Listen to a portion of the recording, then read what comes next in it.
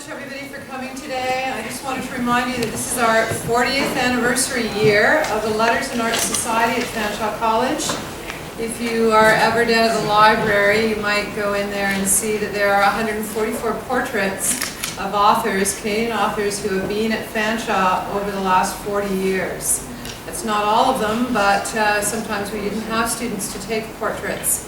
But they're all student-shot portraits, except for maybe one or two done by yours truly. Yeah. So, the New York Times Bestselling author, Jeff Lemire, is the creator of the acclaimed monthly comic book series Sweet Tooth, published by DC Vertigo, and Jeff just finished winding up that series. It's a monthly series. He also wrote the award-winning graphic novel Essex County, published by Top Shelf, and you see the cover up there. He's a Canadian writer and a cartoonist. He's now one of DC Comics' cornerstone writers. Jeff was prominent in the publisher's recent New 52 line-wide relaunch as a writer of Animal Man and Justice League Dark. He has also written the monthly adventures of Superboy, Frankenstein, Agent of Shade, and The Atom. In 2008, Jeff won the Schuster Award for Best Canadian Cartoonist and the Doug Wright Award for Best Emerging Talent. He also won the American Library Association's prestigious Alex Award, recognizing books for adults with specific teen appeal. And more awards. He's been nominated for 5 Eisners, 5 Harvey Awards, and 6 Schusters. And in 2010, Essex County was listed as one of the 5 essential Canadian novels of the decade. And I'm assuming that's from 2010, right? So he was also Canada Reads on that list, although he did not win that selection. It's really quite something. A graphic novel has never been chosen for the Canada Reads series, so that was really a big first. He currently lives and works in Toronto, and we're very happy to have him today. And if some of you are able to, in about an hour after the reading, around 4 o'clock, we're going down to Heroes on Dundas Street, where he's going to do more signings. But we do have books available here, including the highly acclaimed Essex County, so please feel free to purchase. And please help me in joining and warm welcome to Jeff Lemire.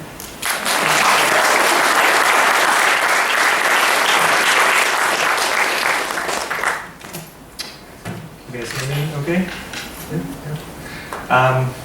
So what she didn't tell you is I actually grew up about 2 hours from here, right outside of Windsor, on a small farm, in a little place called Woodsley, which is a very small little farming community. And you know, growing up, I don't know, I'm presuming a lot of you guys are from around the area as well. And when you're growing up in a small town in Canada, you don't really ever imagine you can kind of go on to work for DC Comics in the States and kind of have a career doing this kind of stuff. You know, I was surrounded by farmers and factory workers and people who just didn't do this kind of stuff for a living. So it didn't really seem, you know, a life as a writer or as an artist didn't seem like something achievable to me. Or, you know, there was no one, I didn't have anyone in my direct sphere of family or friends who lived that kind of life. So I never really aspired to make a living doing this stuff.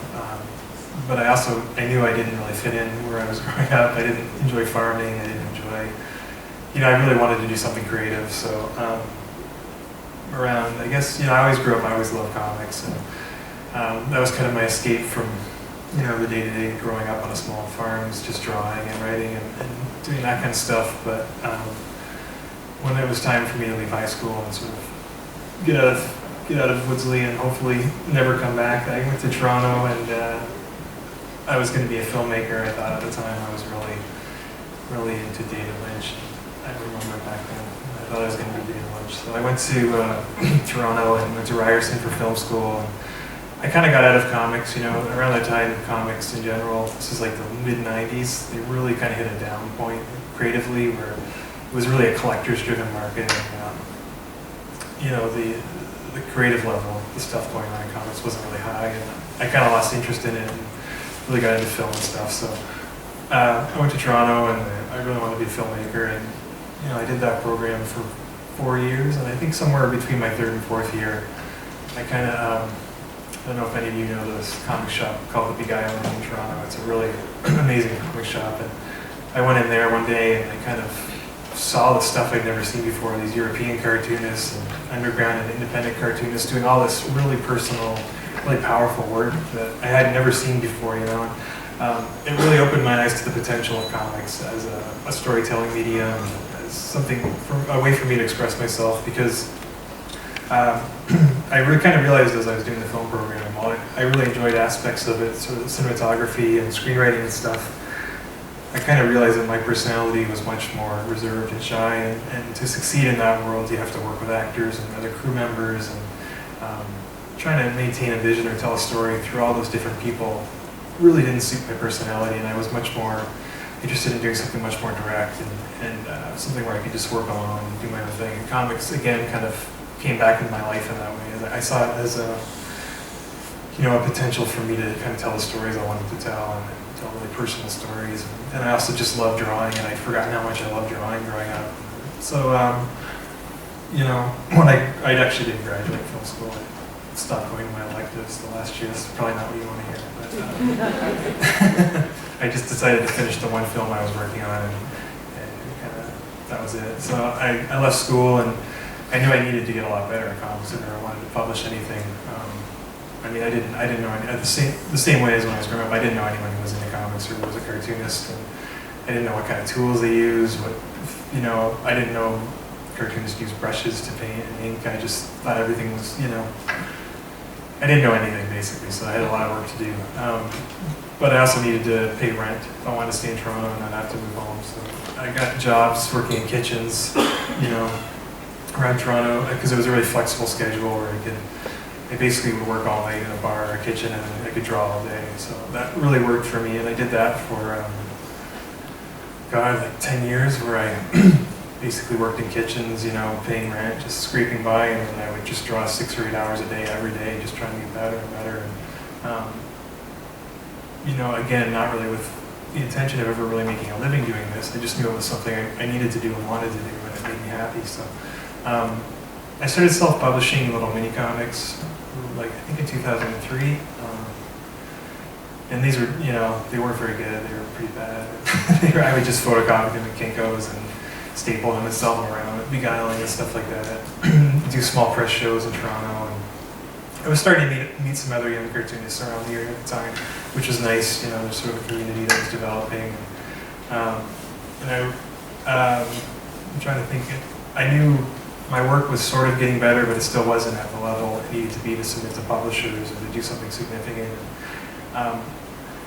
I kind of had a breakthrough with this project. It was called Lost Dogs. It was the first sort of longer form work that I did. And up to that point, I had been doing this drawing style that was really detailed and meticulous, and I would just spend hours and hours laboring over one panel, and it would take me forever. And I was sort of burning out, and it wasn't going really well. And I just decided one day, I read this thing online where this American cartoonist named Scott McCloud, he had this thing called the 24-hour comic book challenge, where basically you try to do 1 page an hour for 24 hours and just do a whole comic book. And you don't plan it, there's no preparation, you just sit down and whatever comes out, comes out. And I thought that would be a really good exercise for me to sort of break free of all these bad habits I developed, and over-analyzing and over-drawing and everything, just to kind of loosen up. So I did this book, Lost Dogs, and the first 13 pages were done in 13 hours. I stuck to the challenge. I think somewhere around the 13th hour, I started to get really tired, and I started also to realize I kind of had something good going with the story, and I didn't want to rush it anymore. So I stopped, and it became sort of my first, I think the first work where my voice really started to come out. As soon as I let go of all those, inhibitions and stuff, and the art obviously is very raw. It's very, very quickly drawn, very chunky brushwork, but it also felt like very much like a release for me creatively. And so I did this book, over a couple months, again with no publisher or anything in mind. And I was lucky at the time. There was this little grant you could get. This really successful cartoonist named Peter Laird from the States. One of the 2 creators of the Teenage Mutant Ninja Turtles. He had kind of made millions off all the toys and cartoons in the 80s, and he was trying to give back to young cartoonists. So he would give a $5,000 grant twice a year to first-time self-publishers. and the money was to be used to, you know, print and distribute your book. And I won the award for this book, Last Dogs, and that was sort of my big, for me, the first time I had really shown my work to anyone other than my direct group of friends or family. And for someone who you didn't know to sort of validate what I was doing was a really big step for me, because, you know, I'm sure you guys know when you're young and you're trying to do stuff and you're not always so confident in what you're doing, you can kind of kid yourself sometimes into wondering, you know, am I actually any good at this? Or, you know, so to have someone else validate and say, yes, it's good, and we'll give you some money to publish it, was a big step for me, for my confidence and everything. And I think so that was really where my career, I guess, took off. But, you know, this was about, I guess, 2005.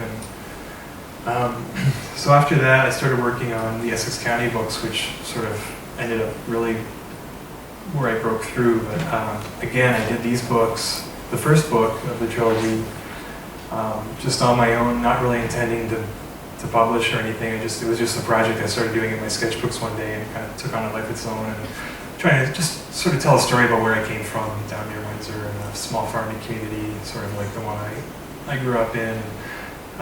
It was just my attempt to really do something more personal and direct. And I didn't have a publisher. I finished the first volume and sent it to a couple small publishers in the States. I think I actually sent it to 3 publishers. One of them didn't reply to me. One of them was Toronto Quarterly, the Canadian publisher. Actually, they're the ones that didn't respond to me, ironically, the Canadian publisher. And then Fantagraphics and Top Shelf both responded kind of favorably, but not wanting to publish the book. Top Shelf, though, Chris Thurs, the publisher at Top Shelf, they do really great stuff. And he sent me a really nice email, just sort of saying what he liked about the book and also what he didn't like. And I think that was kind of one of those moments where I could have been crushed and sort of, you know, got discouraged. But instead, I for whatever reason, I took all his criticism to heart and really looked at the work, you know, and was really kind of looked at it with a critical eye. And I realized a lot of the things he pointed out I could fix, and I could add to the book or change scenes and really rework it. And so I went back and did that, and I think I added about 50 pages to what was the original Essex County Volume 1, and changed a couple scenes and resubmitted it to Chris, and they agreed to publish it. So that was 2006, and that was really my first real published work by an actual publisher. And then, you know, I did 2 more volumes of Essex County, and they kind of developed this life of their own. And you know, they were pretty much a hit, you know, for comics, but I still wasn't making absolutely no money doing it. So I was still working in restaurants, and you know, at the time there was an editor at DC Comics at their Vertigo imprint who was a big fan of indie comics, and he liked Essex County a lot. And he asked me to submit a couple pitches to him for Vertigo, and I did, and one of those he accepted. So I did this graphic novel called The Nobody for Vertigo, which is sort of a modern update of The Invisible Man, H.G. Wells. And I really liked working with them, and they liked working with me. So then I pitched Sweet Tooth as a monthly book, and surprisingly it got accepted. And that's when I finally could quit working in the kitchen. It was a really good day. Yeah, so Vertigo became kind of my home, and I was doing this book, Sweet Tooth, which I don't know, has anyone read Sweet Tooth? If you haven't, it's sort of this weird hybrid of science fiction and fantasy, and a little, you know, up to that point, obviously my stuff had been very reality-based, the Essex County stuff and everything. But I was also really interested in trying to do something more fantastical, something that was more of a genre work, sci-fi, adventure, but still kind of I try to treat all my stuff, no matter if it's a superhero comic or something like Essex County, try to ground it all in the characters and real people. So Sweet Tooth, even though it was sort of this horror sci-fi book, it was still very much about the characters, and people seemed to really respond to that. And I guess I started that series in 2009. Around the same time, I knew I needed to do a follow-up to Essex County with Top Shelf, something more along those lines. And, I had this project at the time. When I was working in a restaurant, one of the cooks I was working with, his brother was training to be an underwater welder, and he told me about this one night.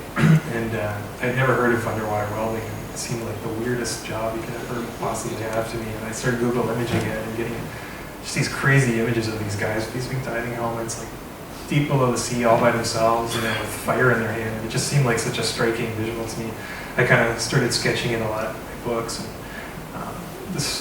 a bigger story, my stuff usually starts on a sketchbook with just an image or something, and then a character will come out of that. And you build a story around it. So I had this idea for The Welder. Unfortunately, doing a monthly book at DC, it was really hard for me to find time to do this book. Thankfully my editors at Vertigo were really supportive of me, and they found clever ways for me to take a month off here and there, having one of my friends draw an issue for a month, or just I'd work really fast to get ahead so I could take 2 months off to work on The Welder. And the other thing that kind of happened around this time to make my life even busier was that my wife got pregnant, and also I started doing superhero comics for DC, writing them. So I was doing Superboy and the Atom. So really finishing this book didn't seem like it was ever going to happen. It took me, I think, 4 years to finish it. I started in 2008 and finished it this spring. It came out this summer. So I thought what I'd do today, the chunk of this talk, is kind of just go through sort of some of the process of making this book, from its earliest inception to the finished product. And this is actually, I went back through all my notebooks and sketchbooks, and this is the first reference I could find to the project, and I'm sure you can't read that because I can't even read it anymore. That is another water over there. And I don't know, those must have been my initial thoughts for what the story was, but again, sometimes I write them so quickly I don't even notice it anymore. But I knew I had this guy who worked deep below the sea, and that would be such a great metaphor for something. I didn't know that. And at the time, me and my wife were trying to have the first kid, and there's a lot of pressure and fear that comes with becoming a parent, and that sort of became what the book became about. And these are some of my earliest sketches, which again, are pretty crude little chicken scratches of things that make sense to me, but not to you. But some early character sketches and stuff.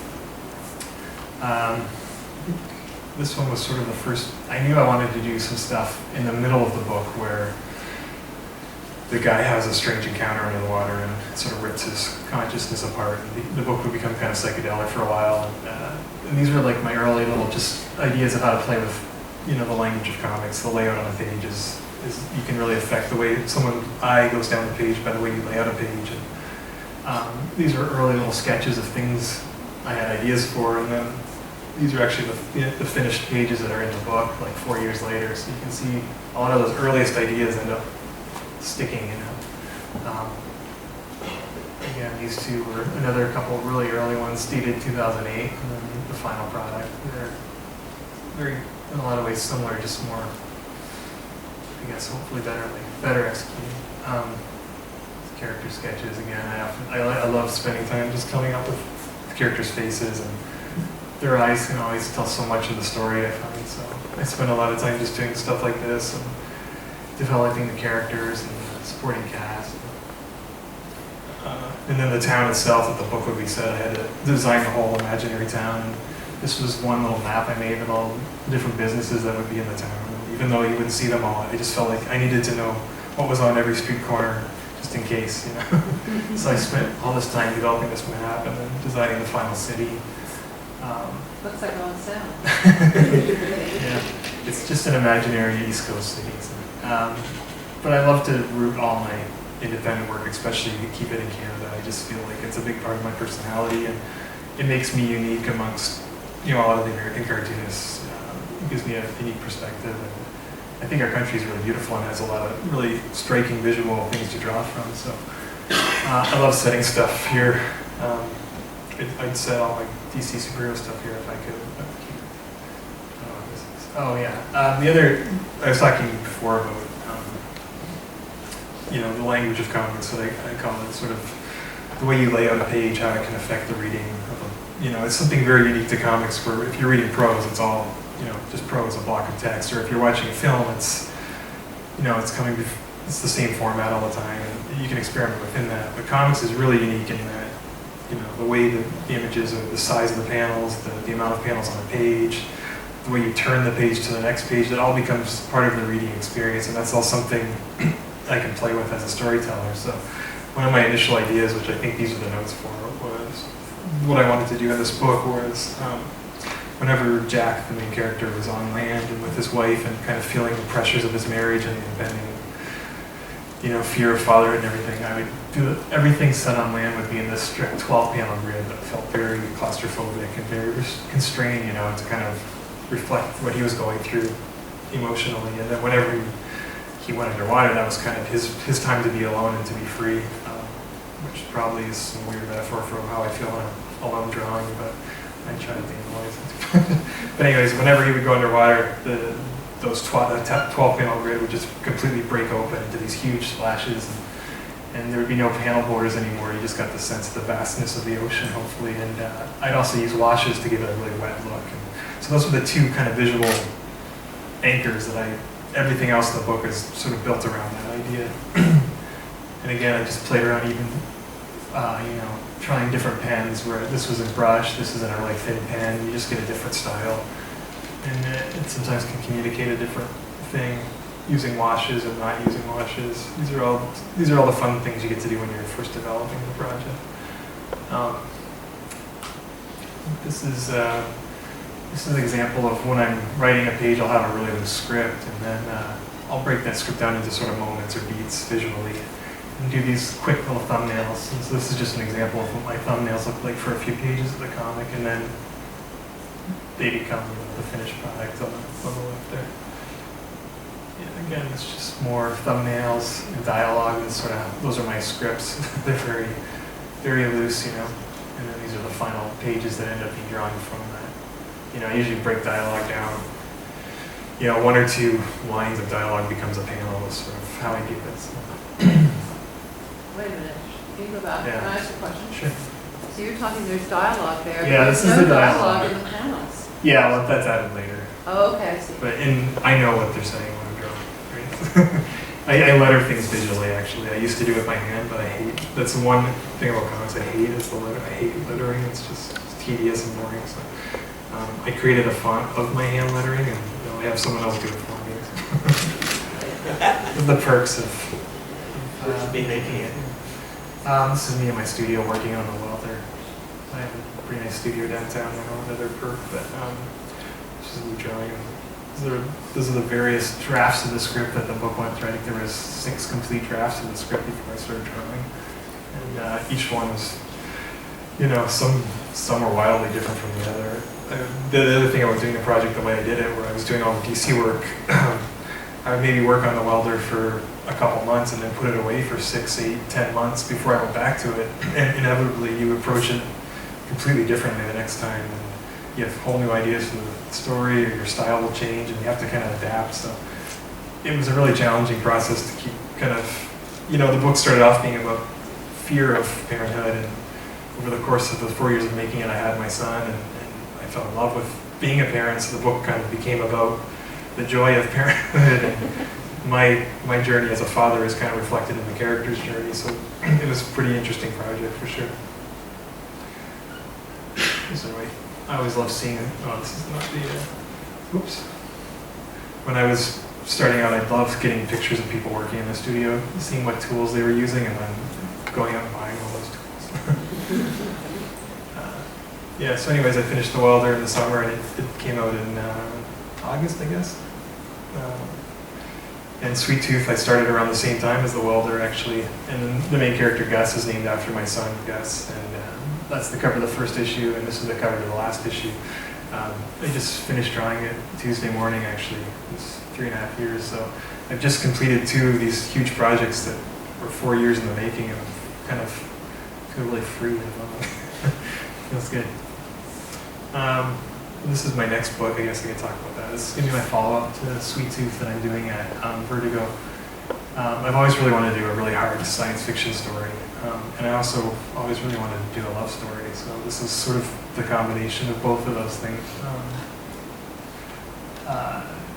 I guess I'll start working on it probably in March or something officially, but the main concept is basically this woman who's a space botanist in the far future, and these 2 Canadian brothers in World War I who have kind of just come home from the war and had some horrible experiences there, and they're really scarred by it, and something happens to fling these 3 characters together across space and time.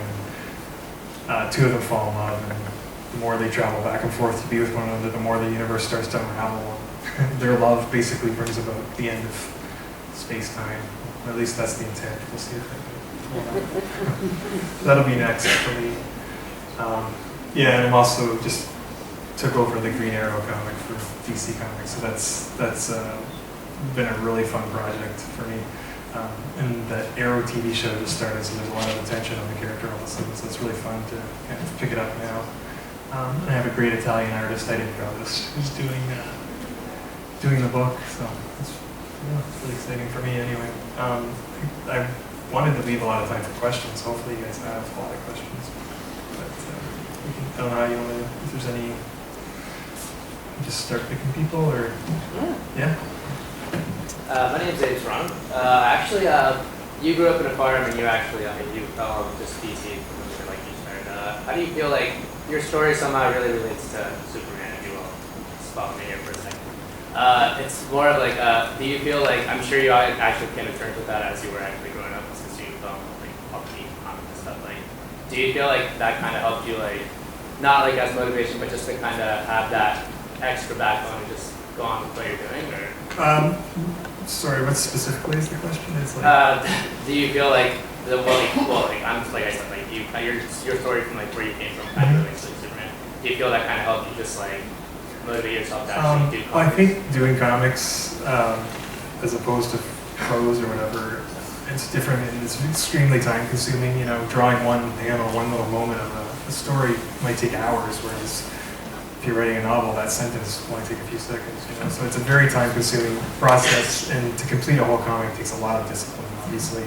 Especially before I was making money at it, it was very, to be that disciplined and do it every day when I didn't need to.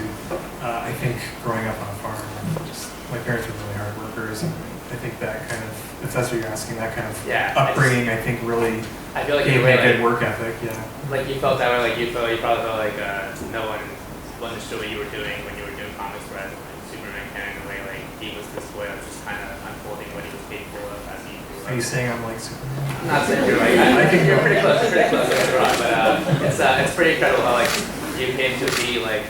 I will say when I got the Superboy gig at DC as my first sort of superhero project, it was kind of an easy transition to like go back and write a story set on a phone, because it was all set in Smallville, Kansas, and it was really easy for me to kind of take a lot of the stuff I was doing with Essex County from my own life and make an easy transition. And I don't know if you remember, but you were in Boca Raton about a while back in Florida. You signed back. You were at Geek Fest? No, I wasn't. I got a signed book from you there. So oh, really? Yeah, I wasn't there. Maybe it's not my signature. Thanks a lot. Yeah. I gotta ask, it's burning me. What's it like to work with Scott Schneider, especially with what he's doing with the new 52 Batman and all that stuff? He's a jerk. Scott's great. We have this really weird friendship where I got my first gig at DC the same. Basically, what happened was Scott had American Vampire, which was a Vertigo series, and I had Sweet Tooth, and they both were kind of getting a lot of buzz. And I think the DC editors kind of realized it at the same time. And I think we both got a phone call the same day from Jeff Johns asking us to write DC stuff. So we didn't know each other at the time, and Scott, but he called me, I think, and just comparing notes, like, oh, because we were kind of scared to take it.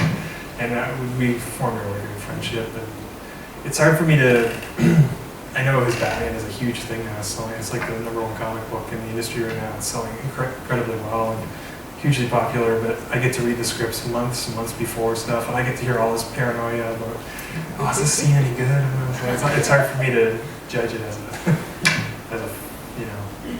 Are you still doing Swamp Thing? I'm doing Animal Man. He's doing Swamp Thing. That's awesome. I got two questions actually. The first one is kind of simple. I'm looking at this Justice League Dark one right now, and the character Nick Necro. Yeah, it's Keanu Reeves. He's kind of the anti-Constantine. Yeah. Is it just me or am I drawing lines here? He kind of looks like the Keanu Reeves movie version. Was that done on purpose? Yeah. But I'm not supposed to say that, are you? Yes. And my second question is, would you recommend any certain publishers for like somebody who wants to like make a graphic novel? Yeah, I mean, it's really one thing my first publisher, Chris, from Top Shelf, taught me was, or what I learned from talking to him was he gets so many submissions like every week, you know, and people don't really research properly. Like they'll just blanket send their stuff to every publisher hoping someone likes it, but it's much more effective if you kind of look at the stories you want to tell, the kind of stories you like to tell and want to tell, and then look for publishers who actually publish those kind of books, you know, rather than just be more judicial in your submissions, you know, like if I would have sent Essex County to DC Comics right away, like, that's not the kind of books that they publish, right? It would have been a waste of their time and mine. But I specifically researched 3 or 4 publishers that kind of do those kinds of stories, you know, so it depends on what kind of stuff you want to do. But definitely find publishers that do stuff similar to the kind of stuff you want to do. Me? Sure. Yeah, I'm just wondering, like, you kind of answered this question already, but I wonder if it differs for other works you've done. Like, what comes first when you're writing a story, the message of the book, or you get kind of an idea and then you find out what... I'm always figuring out what the book's about as I'm doing it, you know, it's a process. I don't like sit down and say the theme of this book will be, you know, mortality and I just get like an idea for a character or a cool scene I want to write, and I'll start working on something, and then it's often not until I'm finishing a book and start talking about it with someone else like you guys that I start to kind of figure out what it's about myself. You know?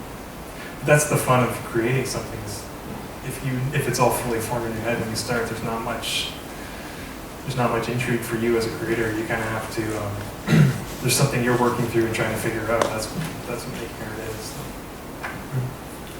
What is your favorite comic growing up, or what inspired you most in terms of comic books? Well, I mean, I grew up in a really small town, so all the only comics I could get when I was a kid was just whatever they would have at the local, you know, Max Milk or whatever. And so it'd just be like Spider-Man, Batman, and stuff like that. And I love that stuff. I still do, you know. And then, like I said, in the '90s and stuff, that stuff really kind of bottomed out and got. I mean, I was in my mid-teens then. I just lost interest in that kind of stuff, and it wasn't until I kind of went to the city and kind of went to better comic shops and sort of saw the other kinds of comics that were being done. You know, people like Paul Pope and Dan Clowes and Chris Ware. Just these great independent cartoonists that were really had something to say and a unique way of saying it. So.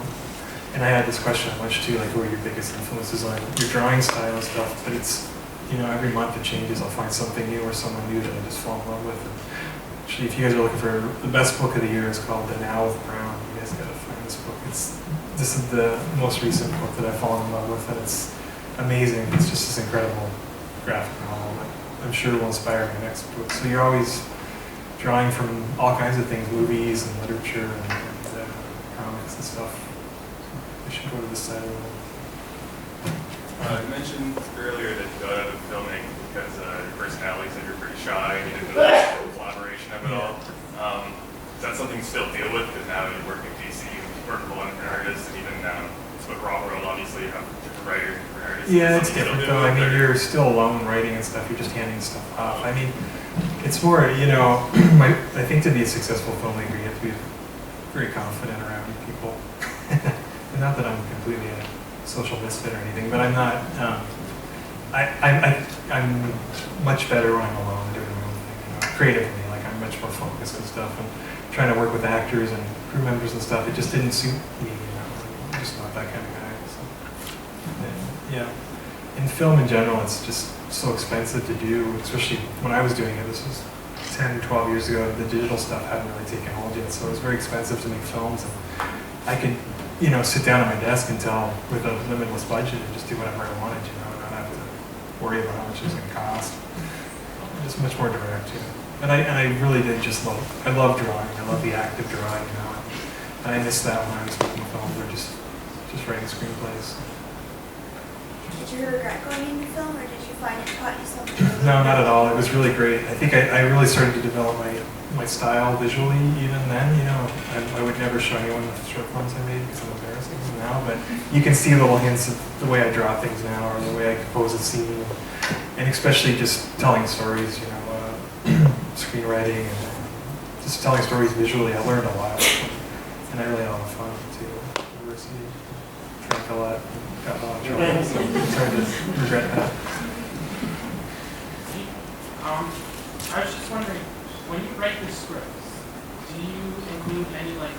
descriptions of animal Do you mean when I write scripts for other artists or for myself?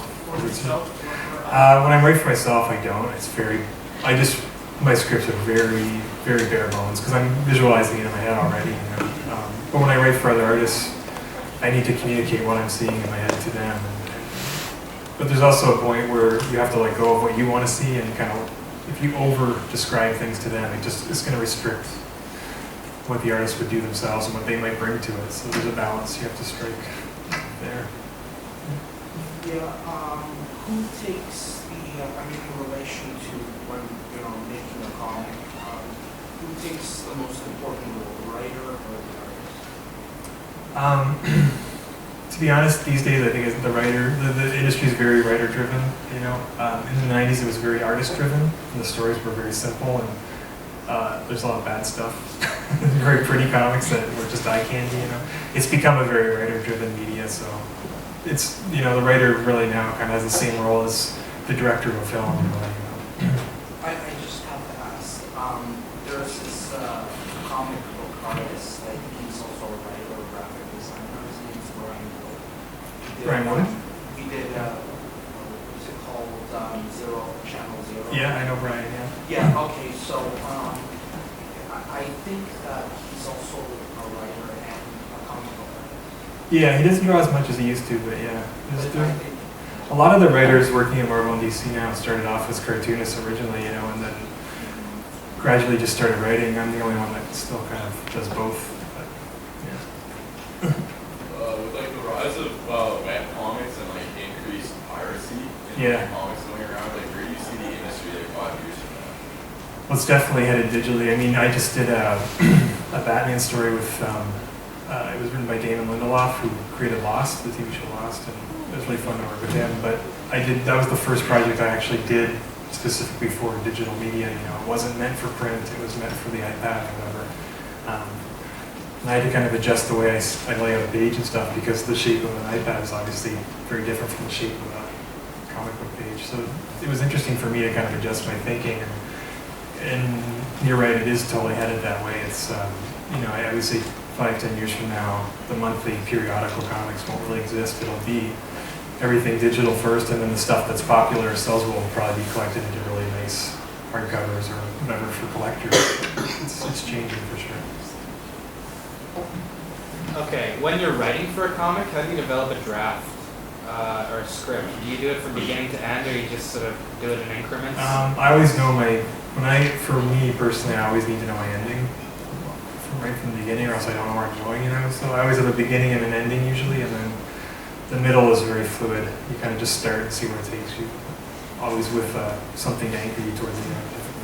So how do you know when to end something? You don't. It's different for every project. You just know when something feels right, or that's just instinct that you develop. The more you write, the more you develop those instincts, and you kind of just trust yourself to know that something's good enough. Or I think the most important thing for whether you're doing comics or you're writing prose, or you're making films, or whatever you want to do, the most important thing is to be your own worst critic all the time. Your stuff should never be good enough. When I finish a page of comics now, I can't even look at it the next day. Usually, all I see is mistakes, and for me, that's the only way to keep developing and keep pushing myself to get better. And also, that's when you're that hard on yourself, and when something actually feels right, then that's when you know to stop.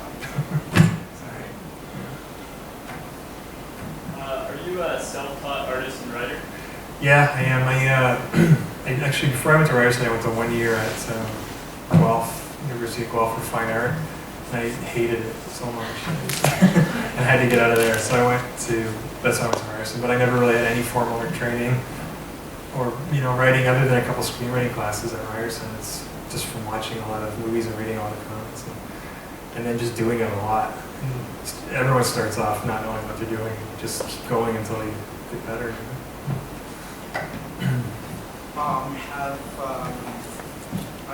Have you ever been approached by some director or screenwriter for a studio company for actually adapting some of your work?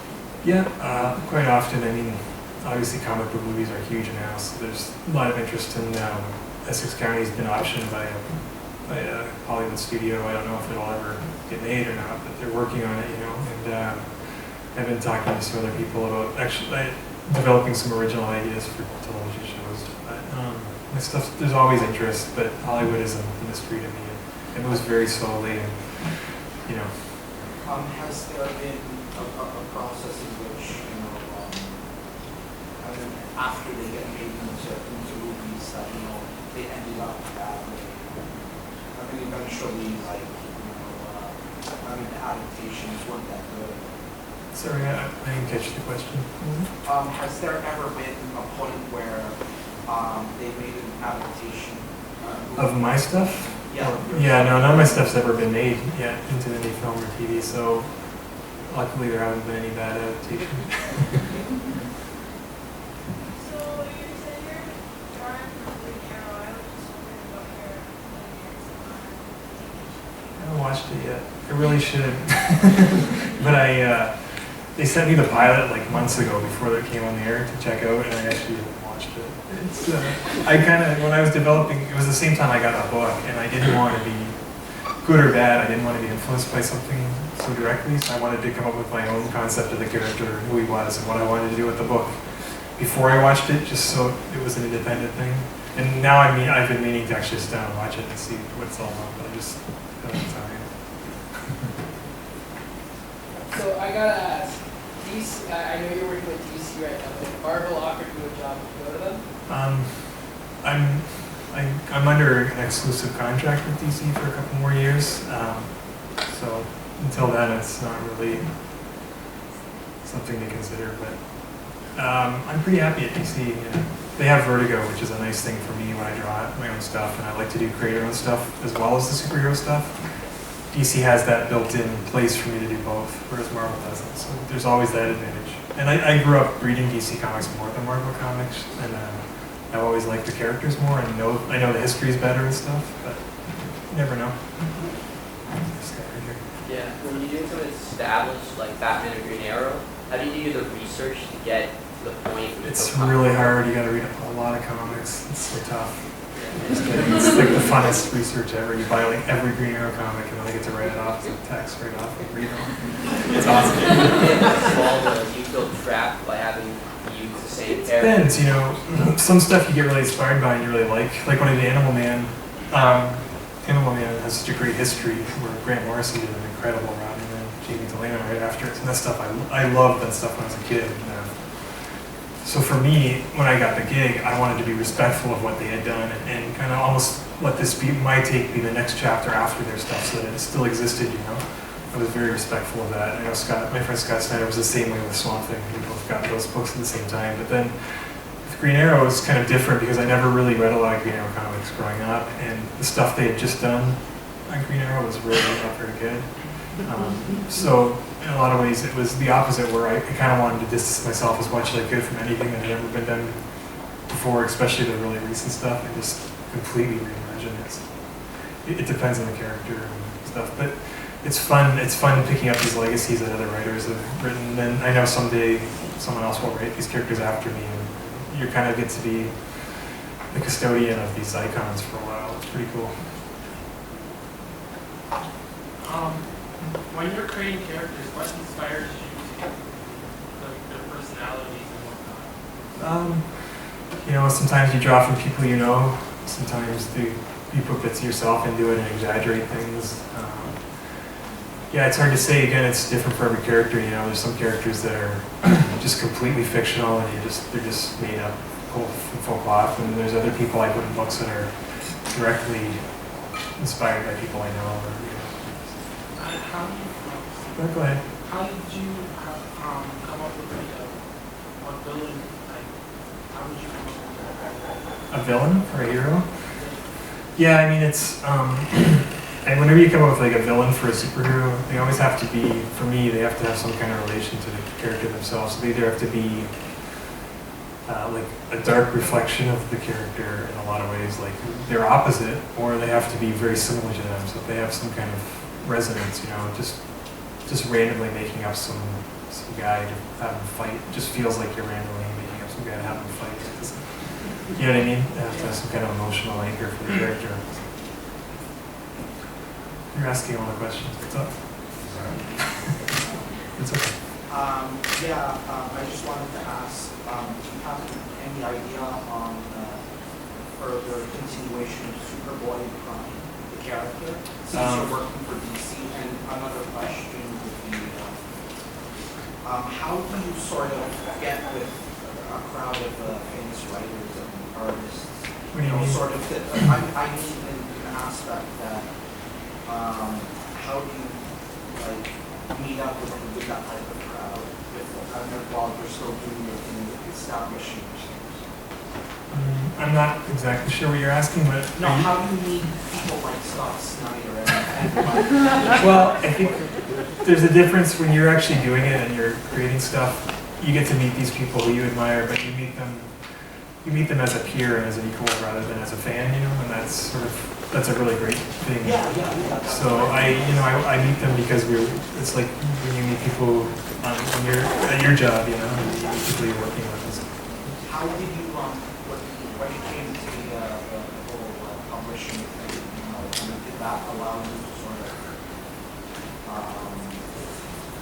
Well, when you have something published by a publisher other than yourself, it obviously legitimizes you in a way that people take you more seriously for sure. So you can, introduce yourself to someone who you admire as another author. That's a nice thing. and Superboy Prime, actually? I had no idea. I'm not working on the character anymore. So I have a quick question about the follow-up to that a little bit, the last part. You mentioned that you self-published a few of your own works. Yeah. Your first book, The Lost Dog, was a granted and self-publication. Is that how it works? Yeah, I got a grant. So, how, I don't know, I guess the question would just be, how important do you think as for new artists or emerging artists or emerging writers, how much is self-publication becoming I think it's really great. role that you have to play in order to get yourself? I think it's important. I mean, I learned so much about the business aspect of publishing, The creative aspect, creating the work is one thing, but then how to market yourself afterwards, how to get the work out there, how to get it distributed, how to promote yourself online, all these things that now when I'm working for DC, they have people that do that for me. But at the time, I had to learn how to do all that stuff myself, trial and error. And I think it gives you a much better sense of the industry as a whole. And those are all things you can use later. And I also think the advantage that, the current generation has that I didn't have even 10, 15 years ago when I was starting is that you can now create something and put it online immediately. And, potentially millions of people can see it. Whereas, when I was first self-publishing, the internet and stuff was, social media and everything was just really starting now. So we didn't really have that tool. It's a pretty great asset. At the same time, there's so much stuff out there. It's hard to get your thing noticed online, but again, that's the kind of stuff self-publishing teaches you, ways to promote yourself and ways to get your work noticed. So I think everyone should start off doing it themselves. I really do. Okay, I'm going to stop you right now, and if you want to come up and talk to Jeff personally, also buy some stuff, or if you brought your own stuff for signing, that's really cool. Thank you again very much for being here. I'm from Essex County myself, so this is very close to my heart.